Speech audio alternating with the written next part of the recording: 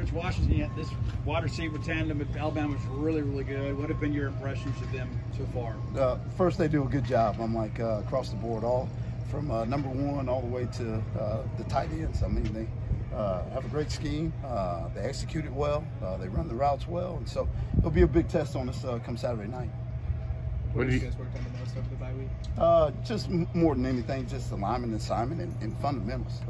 Just getting back to day one stuff, and so just concentrating on that and just making sure our guys are aligned properly and understand their assignment and their job. What have you seen from Bryce Young and why he's been so effective early in his career?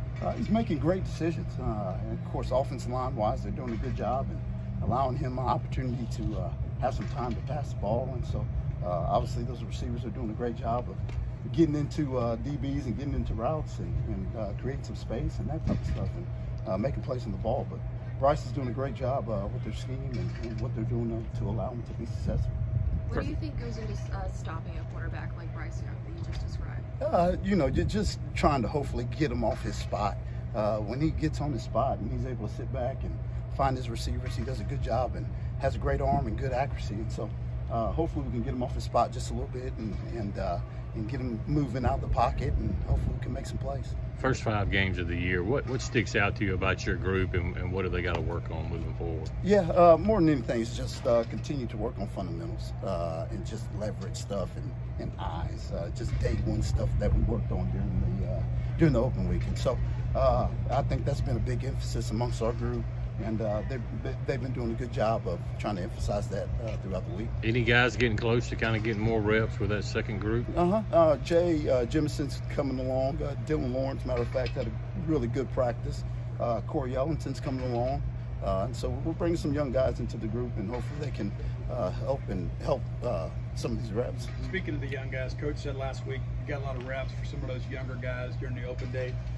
Who stood out to you among those younger guys that maybe hadn't seen a lot of playing time this year? Yeah, first Corey Ellington. I think he's been doing a great job and coming along. Of course, when he first came in, this was all new to him. But he's picked it up, and I've been proud of him. Just taking everything underneath his wings, and the older guys have also been really good for him. And so he's been doing a great job. I think Jay Jimison, of course, is coming along as well.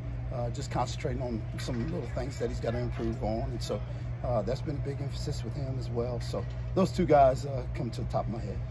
When you enter a game like Alabama, do you take a moment to tell your guys, like remind them, hey, don't overthink this, or do they, at this point, do they already know? Yeah, of course, they're going to be excited. Anytime you play against the top 10 or top 5 team in the country, they're going to be excited. But, the big thing is just go out and play your game and just do the best you can and just play your A game.